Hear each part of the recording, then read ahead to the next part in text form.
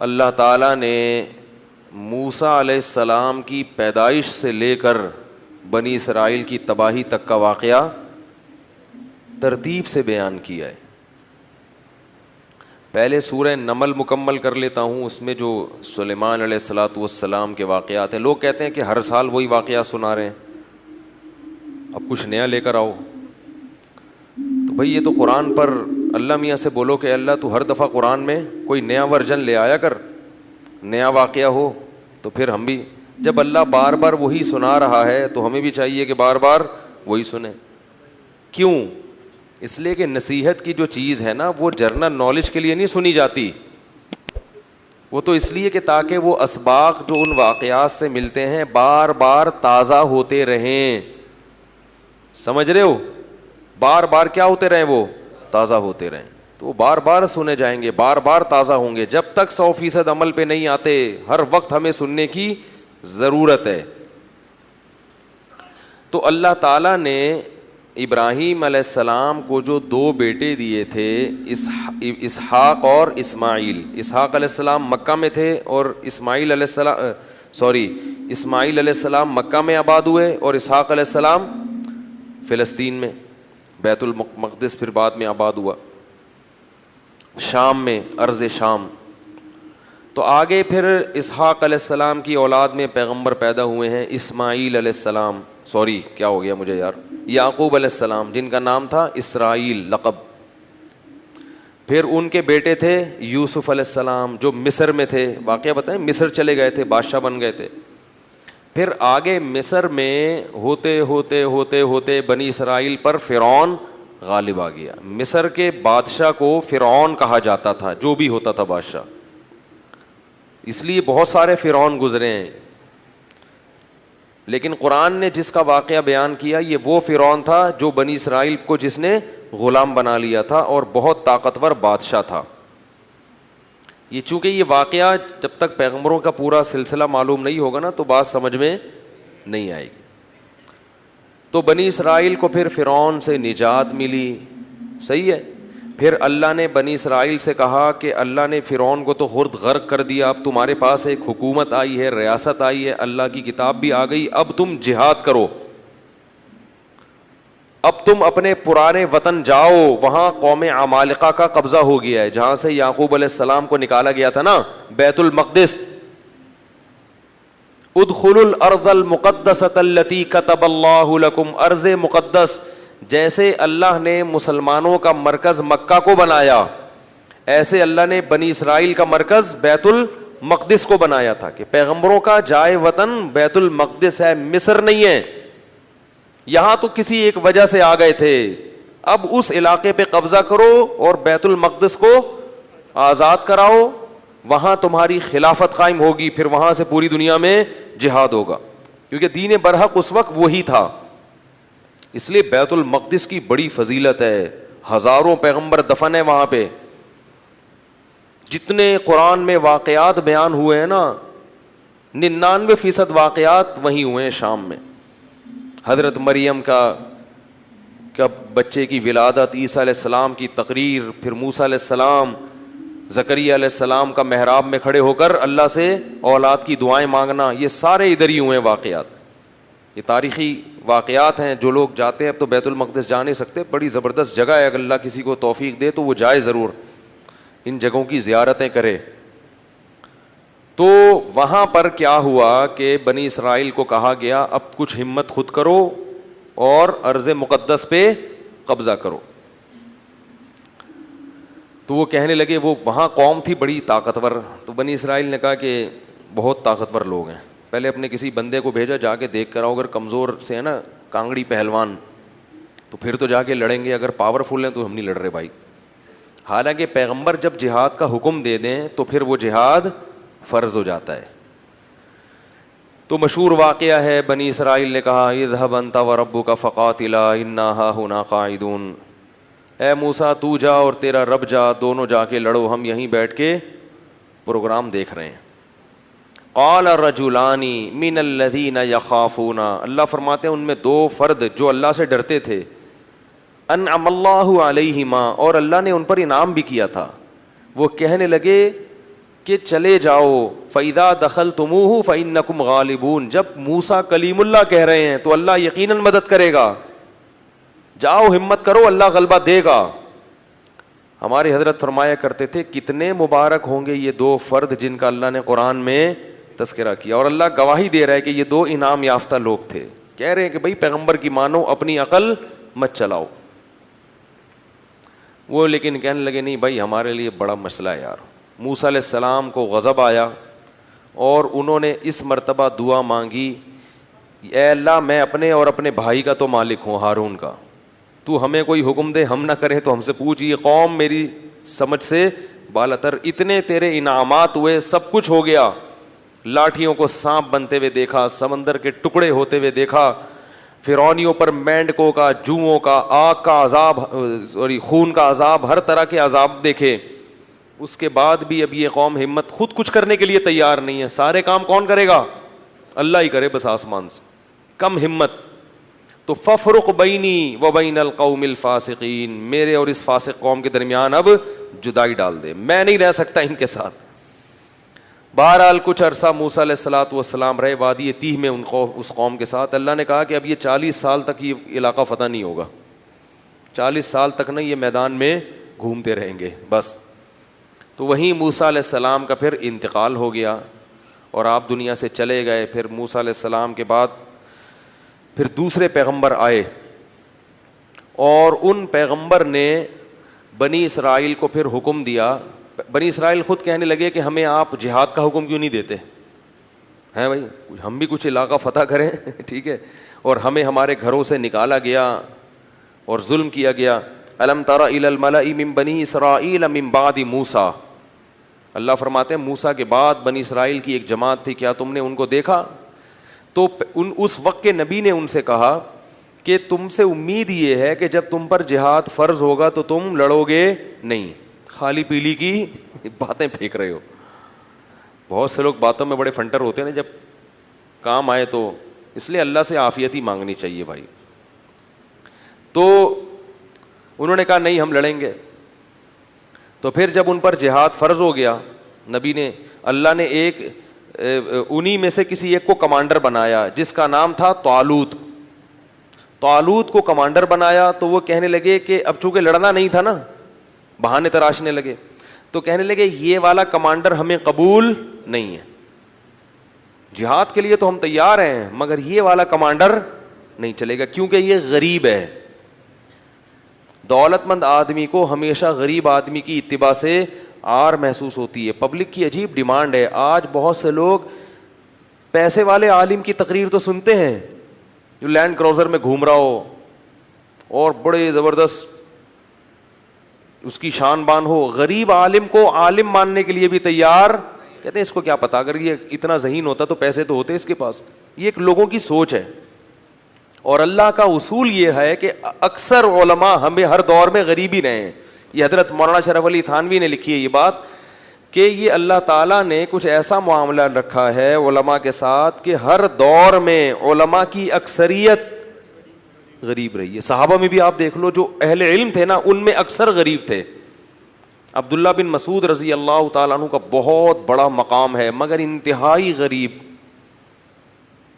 یہ جو قرآن میں آتا ہے نا کہ مشرکین کہتے ہیں ان غریبوں کو اپنی مجلس سے نکالو, تو مفسرین نے لکھا ان میں حضرت عبداللہ بن مسعود بھی داخل تھے. اور اللہ نے اپنے نبی کو حکم دیا وَاصْبِرْ نَفْسَكَ مَعَ الَّذِينَ يَدْعُونَ رَبَّهُمْ بِالْغَدَاةِ وَالْعَشِيِّ, کہ اے نبی آپ نے اپنے آپ کو ان لوگوں کے ساتھ باؤنڈ کر کے رکھنا ہے جو دن رات اللہ کو پکارتے ہیں چاہے وہ غریب ہی کیوں نہ ہو. تو اس میں حضرت عبداللہ بن مسعود رضی اللہ تعالیٰ عنہ بھی داخل ہے. ان کی فضیلت ہے کہ اللہ نے حکم دیا کہ ان لوگوں کے ساتھ آپ نے رہنا ہے. حضرت علی غریب تھے, مسکین, پیسے ویسے نہیں تھے, جو پیسہ آتا تھا صدقہ کر دیا کرتے تھے. زہد فی الدنیا, دنیا سے بے رغبتی. حضرت عثمان مالدار تھے, حضرت عمر بھی غریب تھے. تو اور آج بھی علماء کی اکثریت میں کیا ہے؟ غربت. وہ الگ بات ہے کہ اللہ نے اہل حق کو استغنا اتنا دیا ہے کہ غریب ہونے کے باوجود بھی غریب لگتے نہیں ہیں. لوگ قرضے مانگنے آ رہے ہوتے ہیں ان سے.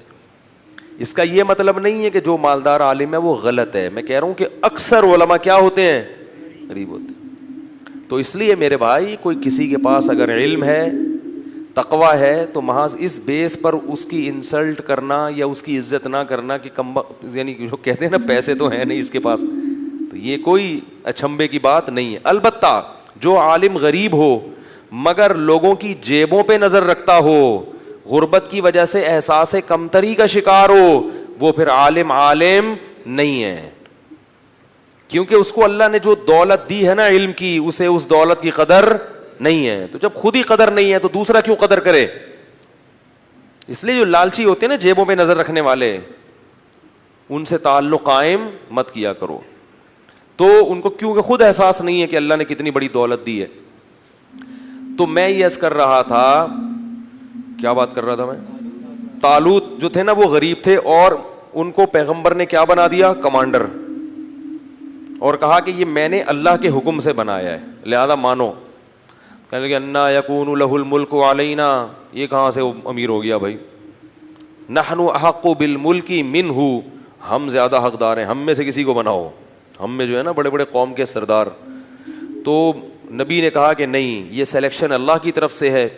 اور ان کے برحق ہونے کی ایک علامت یہ بھی ہے کہ حضرت موسیٰ اور ہارون علیہ السلام کی کچھ یادگاریں, کچھ تبرکات, جو ان کی کچھ اشیاء تھیں.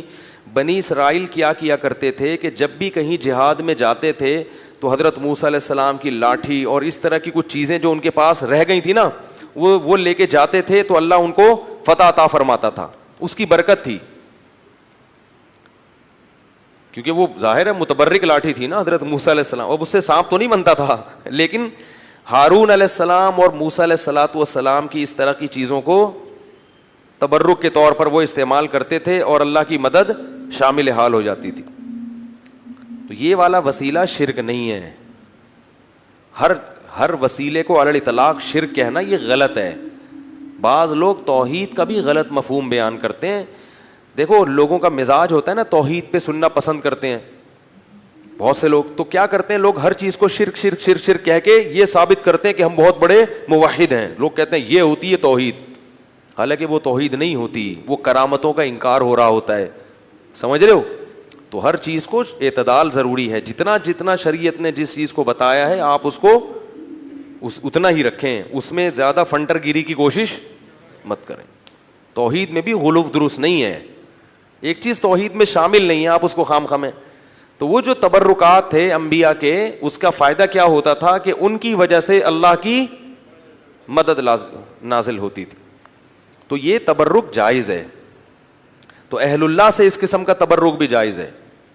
جیسے حضرت عباس رضی اللہ تعالیٰ عنہ کے وسیلے سے صحابہ دعا مانگتے تھے کہ اللہ ان کی وجہ سے تو کیا کر دے بارش. اب یہ شرک نہیں ہے, اس لیے کہ حضرت عباس سے تھوڑی کہہ رہے کہ آپ برسا دیں بارش.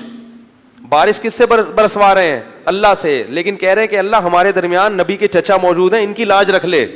تو اللہ تو خیال کرتا ہے نا بندوں کا. بھائی کیا ہو گیا؟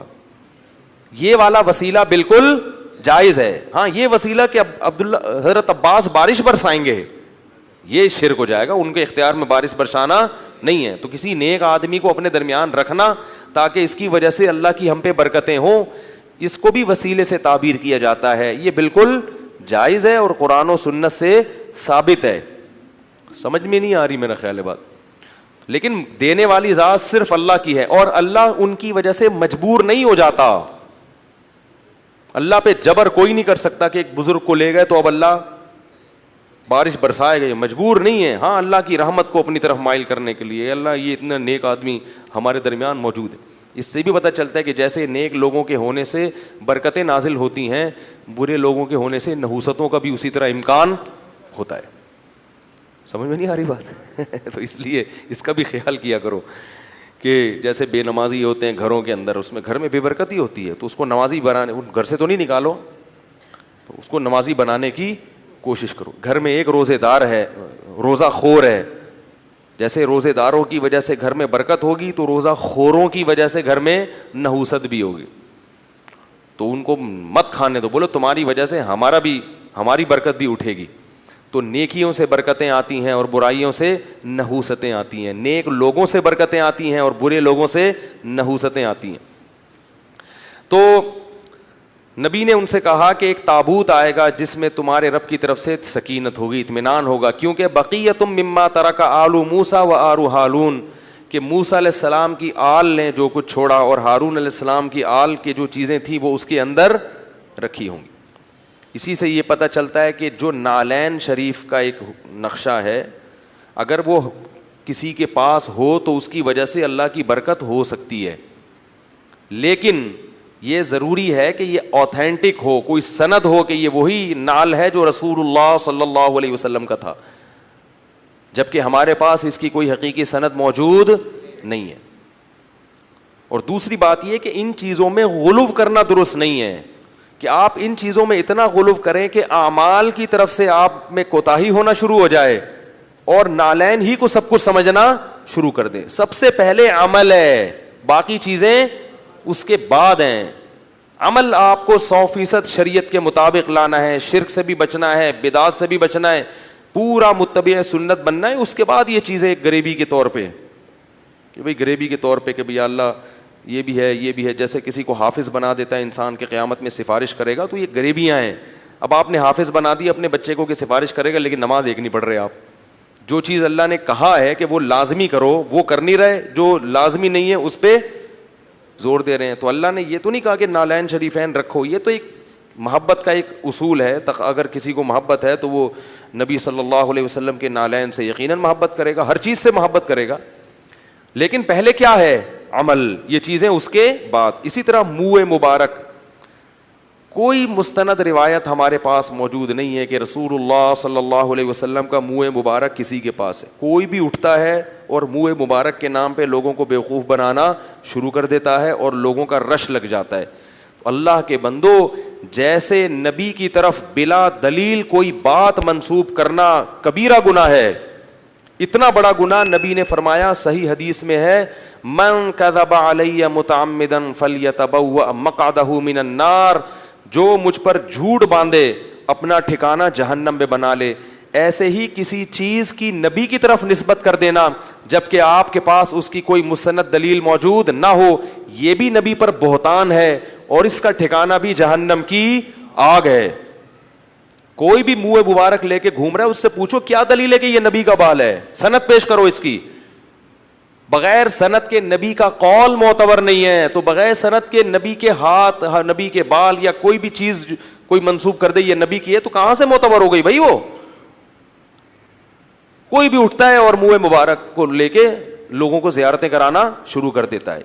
تو اس لیے ان چیزوں میں نبی کے منہ مبارک کسی کے پاس ہوں تو یقیناً قابل احترام ہے اور باعث برکت ہیں, لیکن ہوں ایسے ہی کسی بھی کی طرف منسوب کر دینا, یہ اللہ کے غضب اور قہر کو دعوت دینے والی بات ہے. جب مسلمانوں کی خلافتیں تھیں تو حکومتیں ان چیزوں کو کنٹرول کرتی تھیں, اب حکومتوں نے ان چیزوں کو کنٹرول کرنا چھوڑ دیا. کوئی بھی اٹھتا ہے کہیں سے منہ مبارک لے کے لوگوں کو بیوقوف بنانا شروع کر دیتا ہے. تو یہ بہت خطرناک معاملہ ہے. محمد صلی اللہ علیہ وسلم کے بال مبارک, اس میں اگر آپ غلطی کر رہے ہیں, کسی اور کا بال نبی کے کھاتے میں ڈال رہے ہیں, بہت بڑا جرم ہے. قیامت کے دن جہنم کی آگ کے لیے پھر تیار رہنا چاہیے. تو کیا مسئلہ بیان کر رہا تھا میں, طالوت کا. تو بنی اسرائیل کو طالوت نے پھر انہوں نے جو ہے نا وہ تابوت آیا جس میں وہ تھی, تو فرشتے اس کو لے کر آئے, تو ان کو اطمینان ہو گیا کہ اب اللہ کی مدد یقیناً ہوگی, تو میدان جنگ میں اس کو لے کے جاؤ ساتھ.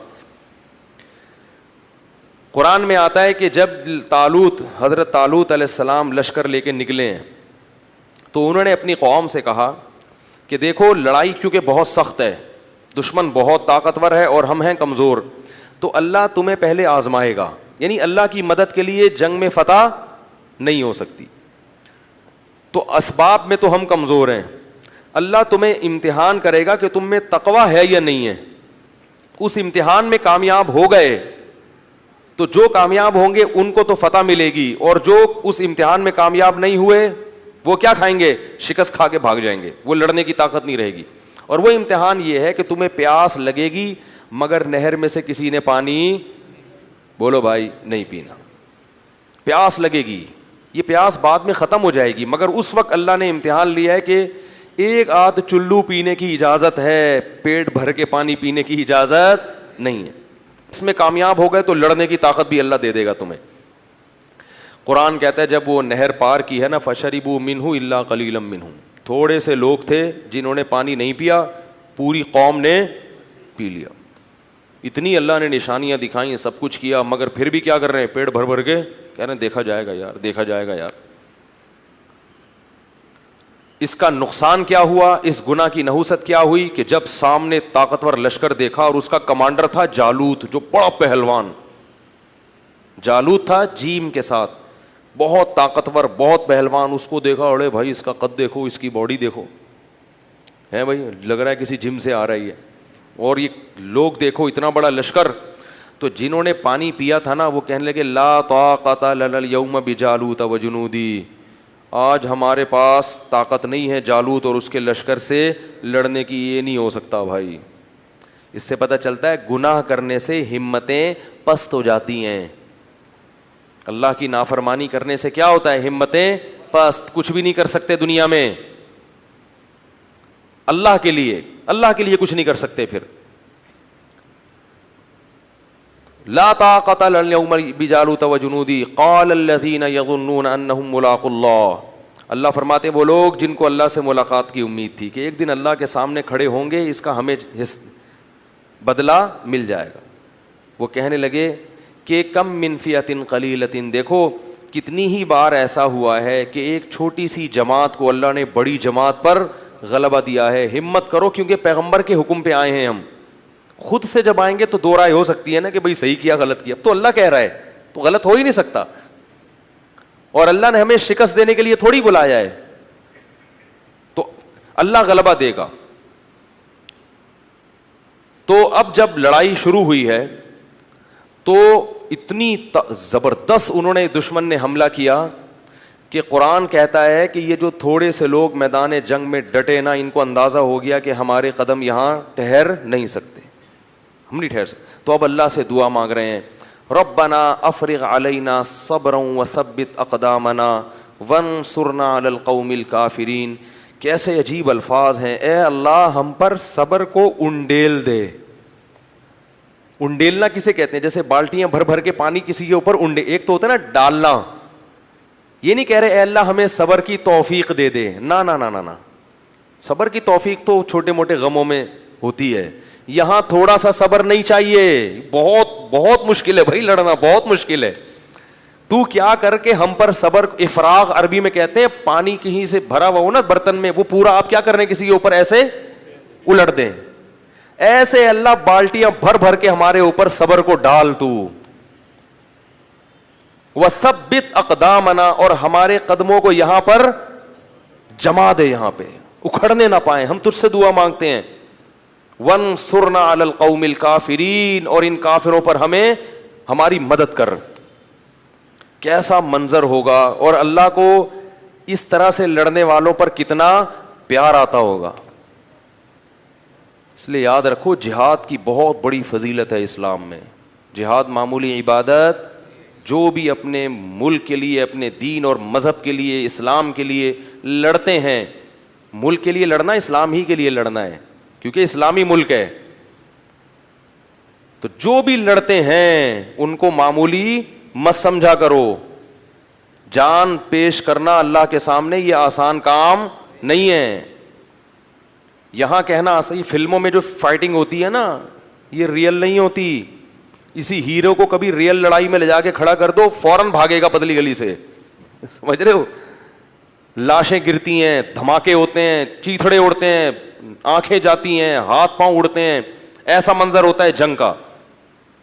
تو وہ کیا کہنے لگے, اے اللہ تو ہمیں قدم یہاں پہ جما دے اور ہم پہ صبر کو انڈیل دے. اللہ کی مدد آئی, وہ تھوڑے سے, کیونکہ اللہ نے اپنے دین کو باقی رکھنا ہے. یہ بھی ختم ہو جاتے ہیں تو بنی اسرائیل تو گئی. ایک قوم کو اللہ نے ہدایت دی تھی, وہ بھی ختم, تو پوری دنیا تو گمراہ تھی. تو اللہ کام ایمان والوں ہی سے لیتے ہیں. بنی اسرائیل تھے بڑے نالائق, مگر تھے تو ایمان والے تو وہی تھے نا. تو بھائی جیسے مرضی ہیں, اللہ کیا کر رہے ہیں کہ بھائی اب ایمان والے تو یہی ہیں نا, اب کافروں سے تھوڑی لوں گا کام. تو جیسے مرضی نالائق ہیں, انہی میں سے نیک لوگ پیدا کروں گا. اس سے کیا ثابت ہوتا ہے کہ اس امت, یہ امت بھی جیسی مرضی بگڑ جائے, یہ پوری امت غلط نہیں ہو سکتی, اور اس کے مولوی جیسے مرضی خراب ہو جائیں, نہیں مولویوں میں سے اللہ اچھے مولوی بھی پیدا کرے گا, کیونکہ نئے مولوی مارکیٹ میں کہیں سے اور سے, عیسائیوں سے, یہودیوں سے آپ کو نئے مولوی نہیں ملیں گے. جو کچھ ہے اسی یہی امت ہے. یہ جو لوگ کہتے ہیں نا نیا نئے فرقے بنا کے سب غلط ہم صحیح, وہ غلط ہوتے ہیں, پوری امت غلط نہیں ہو سکتی.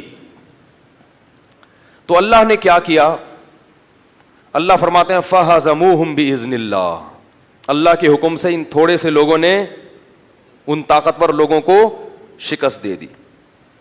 جب شکست دی ہے تو انہی بنی اسرائیل میں ایک شخص تھے جن کا نام تھا داؤد, جو کمانڈر نہیں تھے اور نہ نبی تھے, ایک امتی کی حیثیت سے وہ میدان جنگ میں لڑ رہے تھے. وہ بھی ان تھوڑے سے لوگوں میں تھے. نہ صرف یہ کہ ان تھوڑے سے لوگوں میں, بلکہ ان تھوڑوں میں بھی جو انتہائی درجے کی بہادری دکھانے والے تھے ان میں سے تھے. انہوں نے ہدف بنایا تھا جالوت کو, جو سب سے زیادہ طاقتور تھا. یہ بڑی بات ہوتی ہے نا. دیکھو اس زمانے کے دیندار لوگ کیسے ہوتے تھے یار. آج چھپکلی سے ڈرتے ہیں دیندار لوگ. آج دیندار آدمی کو چلانے کے لیے یہاں سے وہاں تک بولو نا انڈا بورڈ چلے جاؤ تو اس کا سانس پھولتا ہے. کہتے ہیں ایکچولی میں اتنا نیک آدمی ہوں کہ میں تیز چل نہیں سکتا. داؤد علیہ السلام تو بڑے پیغمبر تھے اس وقت, نہیں پہلے تو عام امتیوں کی طرح تھے. تو قرآن کہتا ہے داؤد علیہ السلام نے داؤد نے کس کو ہدف بنایا, جالوت کو. اتنی سخت لڑائی ہے اور میں کس کو ہدف بناتا ہوں, جالوت کو, ان کو قتل کروں گا. وقتل داؤد جالوت, اور داؤد علیہ السلام جالوت کو قتل کرنے میں کامیاب ہو گئے. لہذا فتح میں جیسے کھلاڑیوں میں کھیل جب ہوتا ہے نا تو ایک مین آف دی میچ ہوتا ہے کہ بھائی یہ ہے جس نے جتوایا ہے میچ. تو وہ جنگ جتوانے میں سب سے بڑا کردار کس کا تھا, داؤد کا. اللہ فرماتے ہیں آتاہ اللہ الحکمہ, اللہ نے آپ کو نبوت عطا کر دی. کیا عطا کر دی, نبوت. اور اس کے بعد سے کمانڈ کس کے پاس آ گئی, کیونکہ لڑنے کے لیے کمانڈ کے لیے صرف نیک ہونا کافی نہیں ہے, جنگ کا تجربہ ہونا, بہادری ہونا, یہ بھی بہت زیادہ ضروری ہے. لوگ کیا کہتے ہیں کہ کمانڈر بناؤ صرف نیک آدمی, نیک ہونا کافی نہیں ہے. ہمیشہ ایسے کو کام اس کے ذمے سونپا جاتا ہے جو اس کام کا اہل بھی ہوتا ہے. تو اللہ تعالیٰ فرماتے ہیں ان کو کمانڈر بنا دیا گیا, اور اللہ نے ان کو کیا عطا کر دی, حکومت اور نبوت. نبی بھی بن گئے اور کمانڈر بھی بن گئے. اب بیت المقدس پہ قبضہ ہو گیا, اور داؤد علیہ السلام کی بنی اسرائیل کے ذریعے فلسطین میں کیا قائم ہو گئی, خلافت, بنی اسرائیل کی خلافت. داؤد علیہ السلام نے پھر گھوڑے دوڑانا دنیا میں شروع کی. کیا اسٹائل ہوگا بھائی بھائی اللہ کی توحید دنیا میں نافذ. جو بھی ایسی حکومتیں تھیں بت پرست, وہاں اپنے گھوڑے دوڑانا شروع کر دی. دولت بھی اللہ نے بہت دی, اور خواتین بہت ناراض ہوں گی, انتہائی افسوس کے ساتھ کہنا پڑ رہا ہے مجھے, ایک تاریخی واقعہ ہے, حقیقت ہے, اچھا نہیں لگ رہا. شادیاں بھی پھر بہت زیادہ کی معذرت کے ساتھ. 700 بیویوں کا تذکرہ ملتا ہے آسمانی کتابوں میں. 700, بہت پیسہ بھی تھا, اور صحتیں تو انبیاء کی ہوتی ہیں. معذرت میں نے پہلے کر لی ہے, ٹھیک ہے, اس لیے مجھ پر کوئی اعتراض نہ کرے. تو داؤد علیہ السلام, کیونکہ انبیاء جب بھی نکاح کا موقع آتا ہے نا, وہ نکاح کا موقع پیغمبر نہیں چھوڑتے, کیونکہ پیغمبروں کی نظر میں نکاح اور شادی کیا ہے, عبادت ہے. یہ تو ہماری امت میں 4 سے زیادہ پر پابندی لگی ہے, پہلی امتوں میں نہیں تھی یہ پابندی, سمجھ رہے. تو داؤد علیہ السلام نے پھر دنیا میں گھوڑے دوڑانا شروع کر دی. ادھر اطلاع ملتی. اب اللہ نے آپ کی قدر کی اور اللہ نے مدد کی, کیونکہ جنگوں میں تلوار کے زخم سے بچنے کے لیے زرہیں ضروری ہیں, لوہا. فوج کو سب سے زیادہ کیا چیز, پلاسٹک کی چیزیں چاہیے فوج کو. بھائی غوری میزائل, بابر میزائل, یہ سب میں لوہا استعمال ہوتا ہے. ٹینکوں میں کیا استعمال ہوتا ہے, لوہا. تو لوہے کی جو ٹیکنالوجی ہے, قرآن کہہ رہا ہے فیہ بأس شدید, سورہ حدید, لوہے کے نام پہ پوری سورت نازل ہوئی ہے. اور اللہ نے بتایا کہ لوہے میں کیا ہے, بأس شدید, شدید لڑائی ہے لوہے میں. کیا مطلب, تم ڈیفینس اپنا کس کے ذریعے کرو گے, لوہے کے ذریعے. نہیں یاری بات, کیسی کیسی باتیں قرآن بیان کر رہے ہیں, اور ہم لوہے سے کیا ہو گئے ہیں, لوہے کا کام کباڑ والے کر رہے ہیں آج کل. تو یہ جو قرآن نے کہا نا فیہ بأس شدید, اس میں شدید لڑائی ہے, تو لڑائی کو اللہ کی نعمت کے طور پہ بیان کر رہے ہیں. کیا مطلب؟ اس میں تم اپنا دفاع کر سکتے ہو, لوہے کے ذریعے, پٹاخوں کے ذریعے نہیں کر سکتے, پلاسٹک کے ذریعے, غباروں کے ذریعے نہیں ہو سکتا. دشمن طاقتیں ہم سے کہتی ہیں کہ ہم لوہا ان کے, یعنی لوہے سے مراد جو لوہے کی بنی ہوئی چھوٹی چھوٹی چیزیں, کوئی ایٹم بم ٹائپ کے چھوٹے چھوٹے جو ہمارے پاس پٹاخے رکھے ہوئے ہیں, وہ کہتے ہیں اس پروگرام سے کیا ہو جاؤ, دستبردار ہو جاؤ. تو بھائی ہم اس لوہے سے دستبردار, ہم بابر میزائل, غوری میزائل سے دستبردار نہیں ہو سکتے, کیونکہ ہمارے رب نے کہا ہے کہ میں نے لوہا زمین میں اتارا, فیہ بأس شدید, اس میں کیا ہے, شدید لڑائی ہے. اللہ تو لڑائی کو پسند نہیں کرتے, تو پھر اللہ کیوں یہاں پسند کر رہے ہیں؟ جگہ جگہ آتا ہے کہ اللہ زمین میں فساد پسند نہیں کرتے. اصل میں اللہ کو معلوم ہے کہ لڑائی بغیر تم اپنا دفاع, لڑے بغیر دفاع نہیں کر سکتے. ابھی تمہارے پاس بم نہیں ہوں گے, میزائل نہیں ہوں گے, دشمن کھا جائے گا تمہیں. تو اللہ نے کیا حکم دیا؟ داؤد علیہ الصلاۃ والسلام کی, جب جس کو آج کل یروشلم کہا جاتا ہے, اسرائیل, جو اصل نام اس کا فلسطین ہے, تو یہودیوں نے بگاڑ دیا. تو اس میں حضرت داؤد علیہ السلام کو اللہ نے معجزہ دیا کہ ان کے ہاتھ میں لوہے کو نرم کر دیا, کیونکہ لڑائی کرنی ہے. تو وہ لوہے کی زریں بناتے, فوجیوں کے لباس, ایسے لوہے کو جہاں چاہے ڈھال دیتے, فوجیوں کے کیا بناتے, لباس اور جنگی ٹوپیاں. کیا منظر ہوتا ہوگا, اللہ کے ایک جلیل القدر پیغمبر جنگی ٹوپی پہن کے اور لوہے کی زرہ پہن کے گھوڑے کی پشت پہ سوار ہو کر میدان جنگ میں نکلتے ہوں گے. کیسا اسٹیمنا ہوگا. آج نہ نوجوان کو گھڑ سواری آتی ہے, کوئی مولوی کرے تو اعتراض ہوتا ہے, نہ تیراکی آتی ہے, نہ بھاگنا آتا ہے. جتنا نیک ہوگا اتنا ہی گول. یہ ایک عجیب حساب چل رہا. جتنی بھی چیزیں ہیں سب طرف سے نکل رہی ہوں گی اس کی, یہاں سے بھی پھیل رہا ہے, ادھر سے بھی پھیل رہا ہے, پتہ ہی نہیں چلتا ہے کہ یہ لمبائی ہے چوڑائی ہے. اگر اللہ نے کسی بیماری کی وجہ سے, جیسے بہت سے لوگوں کو میں جانتا ہوں ورزش بھی کرتے ہیں, بہت کم کھاتے ہیں, ان کی جسم کی بناوٹ قدرت نے ایسی بنائی ہے, وہ تو بھائی قدرت کی طرف سے. میں ایسے بہت لوگوں کو جانتا ہوں, اسی لیے بار بار کہتا ہوں کسی موٹے آدمی کو دیکھ کے بدگمان مت ہو. بدگمان ہونا جائز نہیں ہے, کیونکہ قدرت کی طرف سے, قدرت کی طرف سے ہے تو وہ تو ہے اللہ کی طرف سے, وہ چینج نہیں ہو سکتا. بعض بچوں کا پیدائشی پیٹ نکلا ہوا ہوتا ہے, حقیقت بتا رہا ہوں, وہ کم ہو ہی نہیں سکتا. وہ جتنی فٹنس کا ان کے ماں باپ خیال کریں, نہیں, وہ پیدائشی ہوتا ہے. لیکن اپنے اختیار سے ایسی سست زندگی گزارنا یہ پیغمبروں کا طریقہ. ہمارے نبی بھی 27 مرتبہ گھوڑے کی پشت پہ سوار ہوئے ہیں جنگ میں, اس کے علاوہ تو پتہ نہیں کیسے ہوئے, کتنی دفعہ ہوئے ہوں گے. تو اپنی فٹنس کا خیال کیا کرو اللہ کے بندو. اللہ کو طاقتور مومن کمزور مومن سے زیادہ محبوب ہے. ہاں, اس طاقت اور قوت کا ناجائز استعمال نہ ہو, نہ کسی کافر پہ ظلم ہو اور نہ کسی مسلمان پہ. وہ اپنے دفاع کے لیے ہے, تاکہ کوئی ہمیں کچا نہ کھائے, کوئی ہمیں چبا نہ سکے. وہ اسی لیے تو میں بار بار کہتا ہوں ہمیں ملک سے محبت کیوں ہے. ہماری آرمی طاقتور ہے, ٹھیک ہے, ہم معاشی لحاظ سے غریب ہیں, مقروض ہیں, سب کچھ ہے, لیکن پاور ہے بہرحال ہمارے پاس. ایک غریب آدمی جو پاورفل ہو اللہ کو زیادہ محبوب ہے اس گول مٹول سے. جس کو دیکھو ملیشیا معاشی لحاظ سے بہت طاقتور ہے, اندر سے کوئی نہیں ڈرتا اس سے. ملیشیا بہت خوبصورت سڑکیں, جاگنگ کے, میں وہاں گیا ہوں نا, جاگنگ کے ٹریک ربڑ کے ہیں. اندازہ لگاؤ, اتنا خوبصورت ملک اور ایسا پیارے پیارے, لیکن لوگوں میں بھی دم, کیونکہ جیسے ہی فوج ہوگی تو ویسے ہی پبلک بھی بن جاتی. مچھلی چاول کھا رہے ہیں, اتنے پیارے پیارے ملیشین ہے, نہ کسی سے پھڈا نہ کسی سے. ہمارا کوئی پنجابی وہاں چلا جاتا ہے نا, اس کو جو سناتا ہے کبھی پھڈا ہو. تو میں ایک دن وہ ہم گئے تو ایک جگہ پنجابی لوگ تھے کچھ لاہور کے, ملیشیا میں نظر آئے, وہ اسٹائل میں پھڈا کر رہے ہیں. میں نے کہا یہ ہے روٹی کا اثر, یہ ہے بکرے اور گائے کے گوشت کا اثر. ان کی قد دیکھو ماشاء اللہ, اور آواز میں جان دیکھو. اور ملیشین مچھلی چاول کھا کھا کے نا اتنی عجیب سے, شکر ہے ان کو اردو نہیں آتی, میرا بیان نہیں سمجھیں گے وہ, ایسے پلپلے سے نہ لڑتے نہ, تو وہ کیا لڑیں گے یار. اور برما کی فوج میں نے دیکھی, میرا دل چاہ رہا تھا ان کو گرفتاری دے دوں, میں دل چاہ رہا تھا یار مجھے لے جا یار پکڑ کے, اتنے سے چھوٹے چھوٹے سے پیارے پیارے سے. میں نے کہا یہ ہماری فوج سے کہاں لڑ سکتے ہیں یار, ہمارا ایک جوان گھٹنے کے برابر آ رہے ہوں گے. روٹی جو ہے نا گندم, یہ بڑی پاورفل چیز ہے.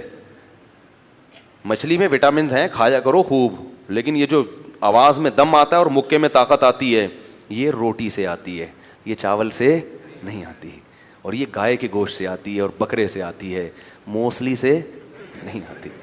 موسلی کھانی چاہیے, لیکن ساتھ ساتھ یہ چیزیں بھی, موسلی کے اپنے فائدے ہیں, کوئی نقصان نہیں ہے اس میں, وٹامنز ملتے ہیں, بال کالے رہتے ہیں, آنکھیں تیز رہتی ہیں. یہ جو آواز میں گرج پیدا ہوتی ہے اور مکے میں طاقت پیدا ہوتی ہے اور لڑنے کا جذبہ پیدا ہوتا ہے, یہ موسلی سے نہیں ہوتا. سمجھ رہے ہو؟ تو سمجھ گئے کہ نہیں سمجھ گئے؟ لیکن یہ نہ سمجھو کہ بنگلہ دیش کے مسلمانوں میں طاقت نہیں ہے, وہ موسلی کے علاوہ بھی بہت سی چیزیں کھاتے ہیں. میں ملیشیا کی بات کر رہا ہوں کہ نیک بہت ہیں مگر بیچارے, تو میں نے کہا یہ معاشی ترقی آپ نے بہت کر لی مگر آپ سے دنیا میں کوئی ڈرتا نہیں ہے. ہم غریب ہیں مگر 35 ملکوں کی فوج کو ٹریننگ دے رہے ہیں معذرت کے ساتھ, تو غریب ہو گئے بھی ہم سر اٹھا کے جیتے ہیں الحمدللہ. تو کہاں سے کہاں بات چلی جاتی ہے یار. تو داؤد علیہ السلام جو تھے, وقت تھوڑا رہ گیا ہے, داؤد علیہ السلام, آپ کون سا پورے سال پکڑائی میں آؤ گے, ہے بھائی, ابھی آئے ہوئے اور رمضان کی برکت ہے. تو داؤد علیہ السلام کی حکومت قائم ہوئی اور اللہ نے آپ کے ہاتھ میں لوہے کو نرم کر دی.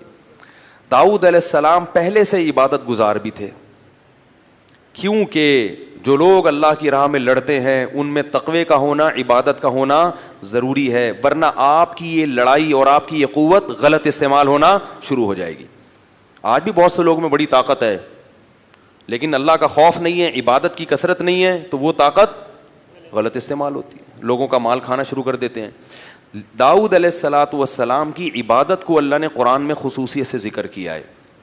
بہت زیادہ عبادت گزار تھے, اتنے زیادہ عبادت گزار کہ راتوں کو عبادت کرنا اور زبور کی تلاوت کیا کرتے تھے بہت زیادہ, اور اللہ کا ذکر کرتے تھے بڑے جذبے کے ساتھ. تو جب اللہ کا ذکر کرتے تو اللہ نے آپ کو معجزہ کیا دیا کہ پہاڑ اور پرندے بھی آپ کے ساتھ ذکر کی صدائیں لگانا شروع کر دیتے. یا جبال اوبی معہ والطیر, اے پہاڑوں تم بھی داؤد کے ساتھ لا الہ الا اللہ پڑھو. جیسے ہی آپ ذکر کرتے نا تو پہاڑوں سے بھی لا الہ الا اللہ کی آوازیں آنا شروع ہو جاتی, اور پرندے جمع ہو جایا کرتے تھے آپ کے سر پہ. والطیر محشورۃ کل لہ اواب, سارے پرندے جمع ہو کے آپ کا ذکر سنتے اور آپ کے ساتھ ذکر میں شرکت کرتے تھے.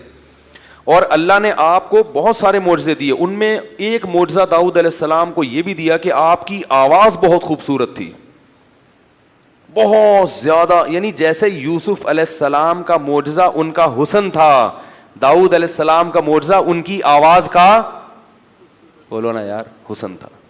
اتنی خوبصورت آواز تھی کہ وہ آواز داؤد علیہ السلام کا معجزہ بن گئی تھی, اور زبور کی تلاوت کیا کرتے تھے اس خوبصورت آواز میں. اس سے پتہ چلتا ہے کسی کو اللہ نے اچھی آواز دی ہو تو قرآن کی تلاوت میں اور نعتیہ کلام میں اور اچھے کلام میں اس آواز کی نعمت کو خرچ کرے, گانے بجانے میں اور ڈھول ڈھمکوں میں اپنی صلاحیتوں کو برباد مت کرے, کیونکہ یہ آواز قیامت کے دن گلے پڑ جائے گی. اور ایک اور معجزہ اللہ نے داؤد علیہ السلام کو فصل الخطاب, بہترین خطیب تھے, ایسا بیان کیا کرتے تھے کہ لوگوں کے دلوں کو, سوچو جس پیغمبر کو معجزے کے طور پر خطابت ملی ہو اس کی خطابت میں کیسا دم ہوگا. ایک تو آواز خوبصورت, اور جب خطاب کرتے لوگوں کے دلوں کو گرما دیا کرتے تھے. بہت سارے معجزے اللہ نے دیے. تو داؤد علیہ السلام کو اللہ نے اولادیں بھی بہت دی. ظاہر ہے جب 700 بیویاں ہوں گی تو بچے کتنے ہوں گے, تو ان میں ایک بیٹا اللہ نے دیا سلیمان. یہ بھی اللہ کی کس پر نعمت تھی. اب آپ کو اندازہ ہو گیا کہ داؤد اور سلیمان علیہ السلام کا لنک موسیٰ علیہ السلام سے اور یہ بنی اسرائیل سے کہاں ملتا ہے, اور یہ کس زمانے کے پیغمبر ہیں. سمجھ گئے نا. سلیمان علیہ السلام بھی اپنے والد داؤد علیہ السلام, اچھا داؤد علیہ السلام عبادت گزار کتنے تھے, حدیث میں آتا ہے کہ بہترین روزہ صوم داؤد ہے. داؤد علیہ السلام نے ساری زندگی ایسے روزہ رکھا ہے کہ ایک دن روزہ ایک دن ناغا, ایک دن روزہ ایک دن ناغا, ایک دن روزہ ایک دن ناغا, پوری زندگی اسی طرح روزے رکھے ہیں. تو بھائی عبادت کی کثرت کے بغیر کوئی بھی ہیرا نہیں بنتا. آج عبادت کے معاملے میں ہم دل کیا ہو چکا ہے, خشک.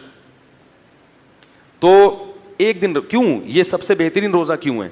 اس لیے کہ روزانہ روزے رکھنے سے نا عادت ہو جاتی ہے, پھر نفس کو تکلیف نہیں ہوتی. ایک دن روزہ رکھو نا, ایک دن چھوڑو تو عادت نہیں ہوتی. ہر دفعہ روزہ رکھنا ایک مشکل کام لگ رہا ہوتا ہے. صحت بھی بحال رہتی ہے, کیونکہ روزانہ روزے رکھو گے تو اللہ کی راہ میں لڑیں گے کیسے, وہ پھر کمزور ہو جائیں گے نا. تو صحت بھی بحال رہے گی اور نفس کے خلاف مجاہدہ بھی بہت زیادہ ہوگا. تو داؤد علیہ الصلاۃ والسلام کی بہت بڑی فوج تھی جو لڑا کرتی تھی. بہت بڑے حصے پر بنی اسرائیل کی حکومت قائم ہو گئی. پھر داؤد علیہ السلام کا انتقال ہوا تو داؤد علیہ السلام کے جانشین بنے سلیمان. اللہ نے ان کی بھی تعریف کی, کیا ہی اللہ کے نیک بندے تھے. میں نے کہا نا اللہ ہر پیغمبر کو نیک اولاد سے نوازتے ہیں, اولاد بہت بڑی نعمت ہے. تو داؤد علیہ السلام کی زندگی ہی میں سلیمان علیہ السلام کو اللہ نے معجزے دیے, باپ اور بیٹے دونوں کو. وقال الحمد للہ الذی فضلنا علی کثیر من عبادہ المؤمنین. یہ دونوں لوگوں سے کہتے تھے کہ تمام تعریفیں اس اللہ کے لیے ہیں جس نے ہمیں اپنے نیک بندوں میں بہت سوں پر فضیلت دی. اور یہ بھی کہتے تھے کہ وورث سلیمان داؤد قال یا ایھا الناس علمنا منطق الطیر. سلیمان علیہ السلام کو جو اللہ نے معجزے دیے اس میں کیا تھا, پرندوں کی بولیاں جانتے تھے. پرندے جو آپس میں ایک کنیکشن ہوتا ہے نا ان کا, آج تو سائنسدان جانتے ہیں کہ پرندوں کا آپس میں ربط ہوتا ہے, سگنل دیتے ہیں ایک دوسرے کو, پیغام دیتے ہیں. چیونٹیاں بھی, پرندے بھی. تو سلیمان علیہ الصلاۃ والسلام کو اللہ نے پرندوں کی بولیاں سکھائیں, چیونٹیوں کی باتیں تک سن لیا کرتے تھے. تو ایک دفعہ سلیمان علیہ السلام اپنا لاہو لشکر, اچھا ہواؤں کو مسخر کر دیا. یہ سب ہوا کیسے؟ ہوا ایسے کہ سلیمان علیہ السلام بھی تھے بہت زیادہ عبادت گزار. آپ نے جہاد کے لیے گھوڑے پالے ہوئے تھے, ان کو دیکھ رہے تھے بڑی خوشی سے. دیکھا بھائی ماشاء اللہ, گھوڑے تو ایسی چیز ہے نا, آدمی بڑا اچھا لگتا ہے جب گھوڑے کو دیکھتا ہے. بائکیں دیکھنے میں وہ مزہ نہیں ہے. آج لوگ بائکیں دیکھیں, واہ بھائی 125 ہے بھائی, ویلی لگا رہا ہے بھائی. گھوڑے پہ بیٹھ کے ویلی لگاؤ پھر پتہ چلے گا. تو سلیمان علیہ الصلاۃ والسلام اپنے گھوڑوں کو دیکھ کے کیا ہو رہے ہیں, خوش. اللہ نے مجھے اتنے گھوڑے دیے دشمن پہ حملہ کرنے کے لیے. اتنے مگن ہوئے اس دولت کو اور مال کو دیکھ کے کہ آپ کی عصر کی یا تو نماز قضا ہو گئی یا کوئی اس وقت معمول تھا ذکر کا وہ معمول قضا ہو گیا. سلیمان علیہ السلام کو پریشان ہوئے کہ اے اللہ یہ تو جہاد کے گھوڑے تھے, میں ان میں مشغول ہوں تو تیری یاد سے غافل ہو جاتا ہوں, اور اگر تجھے یاد رکھوں تو ان گھوڑوں کی خبر گیری کون کرے گا. بات نہیں آئی سمجھ میں. بلکہ اس سے پہلے کیا کیا, آپ کو غصہ آیا کہ میں ان گھوڑوں میں مشغول ہو کر اللہ کی یاد سے غافل کیوں ہو گیا. حکم دیا کہ سارے گھوڑے ذبح کر ڈالو. کیا کر دو؟ یہ مال ہے جس نے مجھے اللہ کے ذکر سے غافل کیا. سارے گھوڑے کیا کر دیے, ذبح کر دیے. اب جب گھوڑے ذبح کر دیے تو پھر خیال آیا بھائی جنگ تو انہیں گھوڑوں سے ہوتی ہے. کیا ہو گیا بھائی, غلط تو نہیں کہہ رہا؟ جنگ کس سے ہوتی ہے؟ گھوڑوں سے, میزائلوں سے, اسلحے سے, ٹینکوں سے. یہ میں اس لیے کہہ رہا ہوں کہ بعض لوگ سمجھتے ہیں کہ جنگ جذبے سے ہوتی ہے, کہتے ہیں کچھ بھی نہیں ہو کود جاؤ. ایسا نہیں ہوتا, جذبے کے ساتھ چیزیں بھی چاہیے, ٹھیک ہے نا. تو انہوں نے کہا یہ تو میں نے جوش میں آ کے سارے گھوڑے ذبح کر ڈالے, اب مجھے جہاد کے لیے گھوڑے بھی چاہیے. گھوڑے رکھوں گا تو پھر کہیں آج ایک نماز قضا ہوئی, کہیں دوبارہ اللہ کا ذکر سے غافل نہ ہو جاؤں. تو اب اللہ سے دعا مانگ رہے ہیں, اے اللہ تو مجھے ایسی حکومت دے دے کہ میں ان اسباب اور وسائل کا محتاج نہ رہوں, تاکہ میں تیری عبادت کر سکوں. تو اب اللہ سے دعا مانگ رہے ہیں, حبلی ملک لا ینبغی من بعدی. یہ جو حضرت سلیمان تھے نا, ایسے بادشاہ تھے کہ تمام آسمانی کتابوں میں ان کو کنگ سلیمان کہا جاتا ہے. آج گورے بھی جب سلیمان علیہ السلام کا نام لیتے ہیں نا انگریز, وہ بھی کیا کہتے ہیں, کنگ سولومن. دیکھا ہوگا نا آپ نے.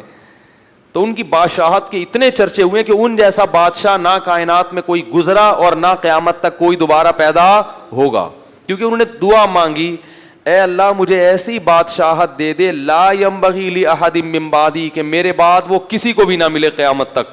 امریکہ بھی وہ بادشاہت نہیں دیکھ, خواب نہیں دیکھ سکتا اس. اللہ فرماتے ہم نے ان کی دعا قبول کر لی.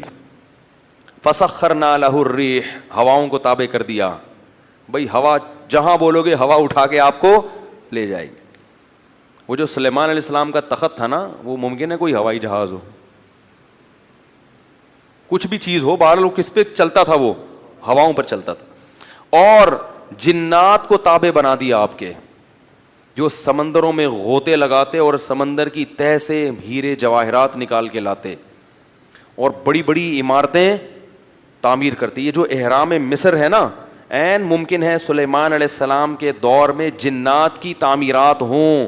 تبھی تو یہ دنیا کا ایک عجوبہ ہے کہ بغیر جوڑ کے اتنی بڑی بڑی دیواریں پہاڑ کی چوٹی پہ لے کر کون گیا تھا؟ کرینیں تو ایجاد نہیں ہوئی تھی, تو یہ پہاڑ کی چوٹی پر اینٹیں ہوتی نا تو ملا دیا ہوتا. آپ کہہ سکتے ہیں ہو سکتا ہے اس زمانے کے انسان اتنے بڑے بڑے ہوں, تو انسانوں کی جو لاشیں اس زمانے کی نکل رہی ہیں وہ اتنے بڑے بڑے نہیں. فرعون تو اتنا ہی ہے جتنا سب لوگ ہوتے ہیں. جو لاش ہے نا فرعون کی, تو عجوبہ اسی وجہ سے ہے کہ کوئی جوڑ نہیں ہے, کوئی اینٹیں نہیں ہیں, تو اتنی بڑی بڑی عمارتیں لے جا کے پہاڑوں کے رکھی کیسے؟ تو عین ممکن ہے, میں 100% نہیں کہہ رہا, لیکن عین ممکن ہے یہ انہی جنات کا کام ہو. جن تو جن ہے نا صحیح ہے نا. تو اللہ فرماتے ہیں کہ پھر وہ بڑی بڑی دیگچے بناتے, فوجی ان دیگچوں میں کھانا کھاتے. وقدور الراسیات, بہت سارے معجزے اللہ نے حضرت سلیمان علیہ السلام کو بھی دیے. اور خواتین سے پیشگی معذرت کہ سلیمان علیہ السلام کی 100 بیویوں کا ذکر تو صحیح بخاری میں ہے, معذرت کے ساتھ. بھی ایک تھوڑا سا قصہ آ گیا درمیان میں. کتنی بیویاں تھیں سلیمان علیہ السلام کی؟ 100 بیویاں کم سے کم, جو صحیح بخاری میں ہے. اس سے زیادہ کتنا تھی اللہ ہی بہتر جانتا ہے. تبھی بہت سے گوروں نے سلیمان علیہ السلام کا تذکرہ اچھے الفاظ میں نہیں کیا. انگریز جو ہے نا, بعض مورخین معاذ اللہ نقل کفر وہ سلیمان علیہ السلام کو عیاش پرست بادشاہوں میں شامل کرتے ہیں, ان کی تحریروں میں انگریزوں کی.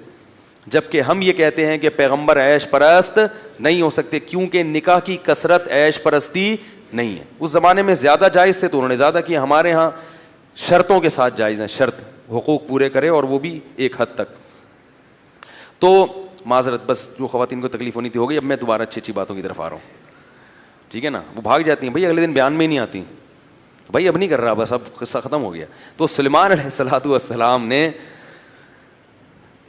کیا ہوا کہ اتنی بڑی اللہ نے حکومت دے دی, اتنے سارے فوجی آپ کے پاس آ گئے.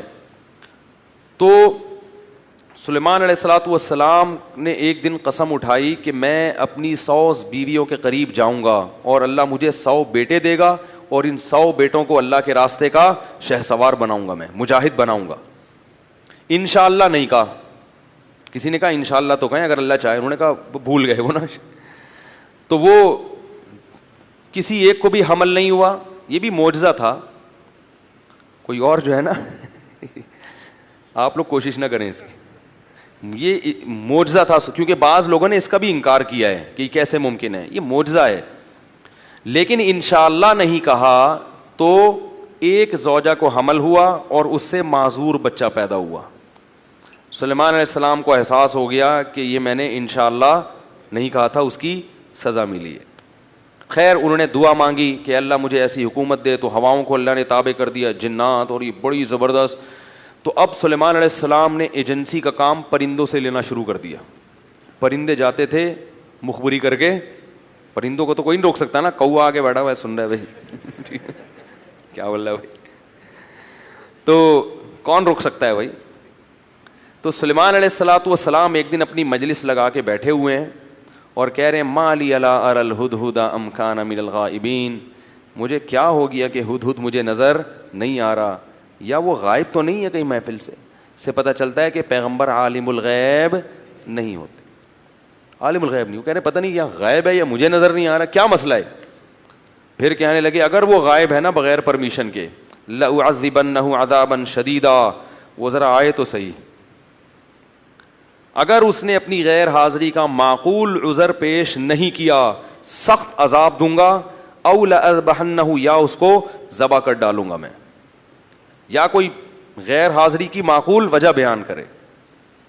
تو ابھی تھوڑی دیر ٹھہرے ہی تھے کہ ہدہد صاحب تشریف لائے اور اپنی رپورٹ انہوں نے پیش کی. وقت بہت زیادہ ہو گیا ہے, ہدہد کی رپورٹ انشاءاللہ اس بہانے آپ کل آ بھی جائیں گے. ہم جب بچے تھے نا تو وہ ادھر ادھر ڈرامے آیا کرتے تھے, اللہ معاف فرمائے ہم نے توبہ کر لی, لیکن اس میں ایک ڈرامہ آتا تھا, وہ کوئی تاریخی ڈرامہ تھا, شاہین. اس ڈرامے میں یہ دکھایا گیا کہ وہ جو بدر بن مغیرہ تھا نا, جو ہیرو تھا ڈرامے کا, اس کو لٹایا گیا, وہی اصل ہیرو تھا, اور تلوار سے نا اس کی گردن اڑانے کے لیے اس کو لٹایا, تو تلوار اٹھا کے جیسے ہی اس کی گردن کے قریب لائے, ڈرامہ اینڈ ہو گیا. لے بھائی, ارے بھائی 2 منٹ اور چلا دیتے یار, پتہ تو چلے کہ گردن اڑی کہ نہیں اڑی ہے بھائی. وہ ڈرامے والے ایسا کیوں کرتے ہیں, ڈرامے والا یہ ڈرامہ کیوں کرتے ہیں, تاکہ لوگ کل اگلے ہفتے جب یہ قسط آئے گی نا, تو ہم پوری ہفتے نفل پڑھتے رہے, یا اللہ گردن نہ کٹے اس کی, یا اللہ یہ کٹ گیا تو پھر ڈرامے دیکھنے کا تو مزہ ہی نہیں آئے گا. تو کم بختوں نے کیا کیا, بالکل اس کی گردن کی جو ہے نا نوک پہ لا کے وہ تلوار وہاں لا کے ایک دم دی اینڈ کر دیا ڈرامے کو. تو بعض دفعہ بیان کو ایسے اسٹیج پہ لا کے اینڈ کیا جاتا ہے کہ اگلے ہفتے آپ دوبارہ آئیں, یا اگلے ہفتے نہیں بلکہ کل دوبارہ آئیں. تو ہم پورے ہفتہ یا اللہ, تو جب ہم اگلی دفعہ بیٹھے ڈرامہ دیکھنے کے لیے تو پتہ چلا کہ وہ جیسے ہی اس کی گردن کے قریب آ جائے نا, تو وہ کوئی بادشاہ کا پیغام آ گیا, روک دیا اس نے, تو وہ قریب لے جا کے واپس, ہماری ہاں صحیح ہے اللہ تیرا شکر ہے الحمدللہ.